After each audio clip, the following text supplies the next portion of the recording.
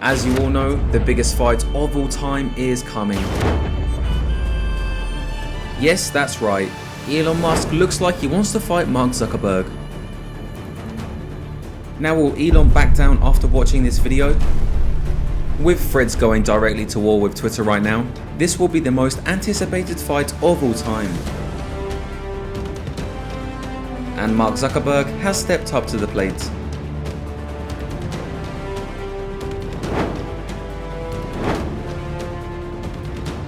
Just send me location. A new warrior has entered the ring! The world has been talking about this fight for weeks now. I was talking to both Elon and Mark last night. Both guys are absolutely dead serious about this. Elon Musk challenged Zuckerberg, and it was awesome. I've trained with both. Just as a quick question, who do you have, who are you betting on in a fight? After all, what beats two of the most powerful billionaires going head to head with each other in an MMA fight?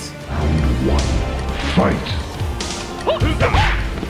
The thought of these two meeting in the octagon is so exciting. There's nothing quite like two people who seem to have the world in their hands, willing to risk it all against each other in the octagon.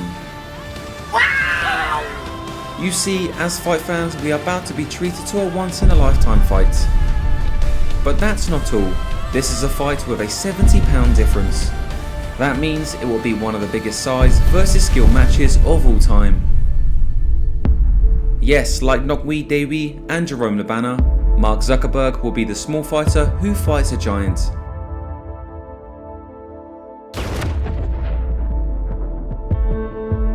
Now let's take a moment to enjoy the fighting spirit of the courageous small fighter taking on a giant. This fight has an epic 77-pound weight difference. You would think that the giant easily won, right? After all, he was one of the greatest of all time in kickboxing. Wrong. Let's take a moment to appreciate how much of a badass Nokweed Davy was.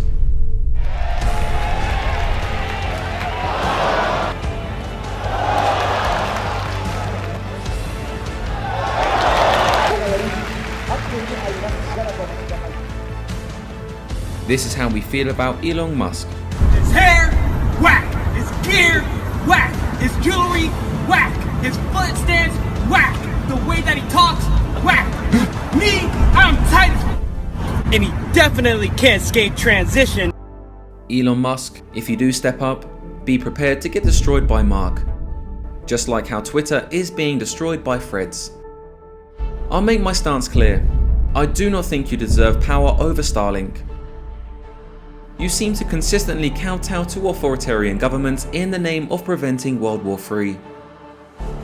You seem to be willing to let the little guys, such as Taiwan and Ukraine, get smashed by the big guys. I think you are firmly on the wrong side of history. Taiwan is literally one of the most democratic, freedom-loving and peaceful countries on earth.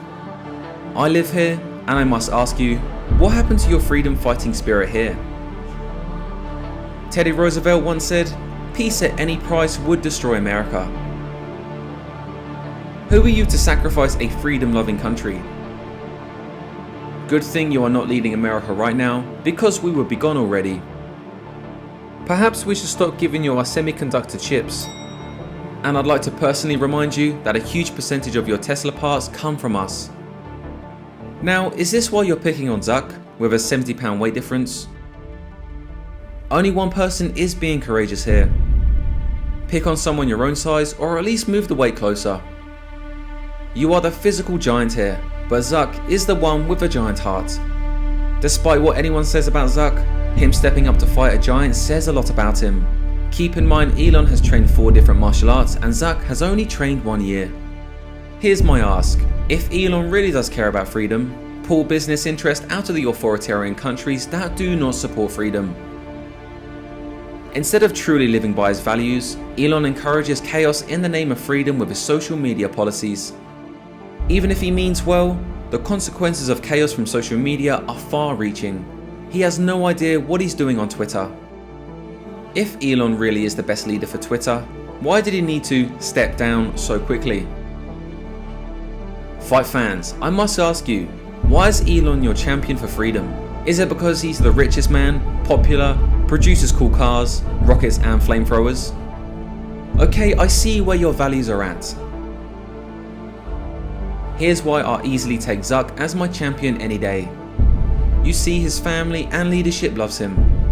It appears to me that they all respect psychology, which is why Threads is so healthy for its users. All of my favourite thought leaders are loving it there because it's a friendly place where productive conversations and highest level of free knowledge is shared. The world should not tear each other down, and that's what I believe Elon has encouraged the world to do on Twitter. If we examine why Twitter fuels chaos, all we need is to analyse Elon's personal life. Elon has been married 3 times. His first wife said she was treated like an employee. The length of his long-term relationships keep decreasing. If Elon's own personal life is chaotic and does not understand love, what are the implications when he holds power over the world? This is why his stance towards Taiwan, Ukraine, and his policies on Twitter is not one founded on love. You see, we have the opposite with Team Zuckerberg. Who doesn't know what the future holds for him, can do his part to move the world forward, then we owe it to the world to do our part too. Zuck's wife, Priscilla, is a very inspirational person. I don't love the spotlight. I'm here because people told me it'd be good for CZI.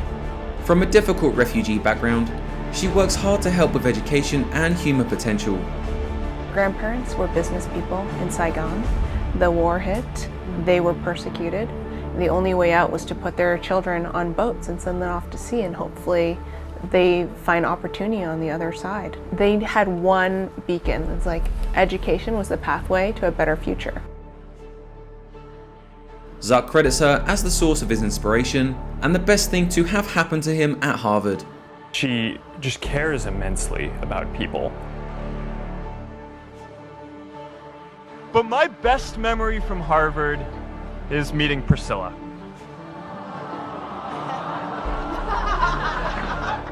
And Priscilla's the most important person in my life. So you could still say it was the most important thing I built in my time here. Zuck's mum was also a psychiatrist who quit practicing to serve the family. She emphasized a love of learning rather than achievement for its own sake.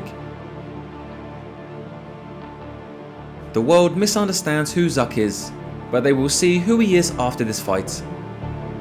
Look, I get it. Elon works tremendously hard. He's super passionate, he's cool as and I'm sure he's really fun to hang out and party with. With that said, what I see is a generational entrepreneur who drowns his loneliness with power and achievement. He probably means well and desires to serve the world, but I think he is led by pain rather than by love. You said that you cannot be and don't want to be alone. I think love of work, in my experience, can at best make one halfway happy. Again, I ask you, why is Elon your champion? I think he can do better. I think we can do better. What are your thoughts? Open to your nuanced perspectives here on YouTube, Facebook, and also Threads. Because on Twitter, that simply rarely happens. Here is my prediction for the fight. If they fight, I think Zuck will knock out Elon.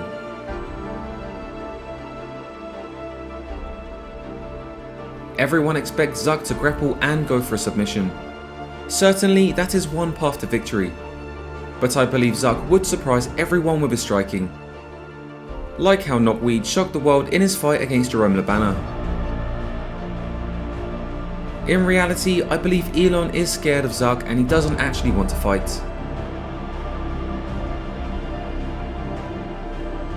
Meanwhile, Zuck has real courage and is fully ready to take on the giant. The world is tired of Elon's self-serving lies.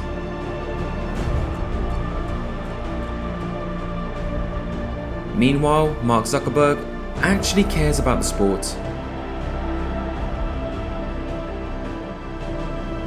This is why I am on Team Zuck. Whose team are you on and why? I look forward to your thoughts. Thanks for watching another episode of Lawrence Kenshin Striking Breakdowns. Your support keeps our channel alive.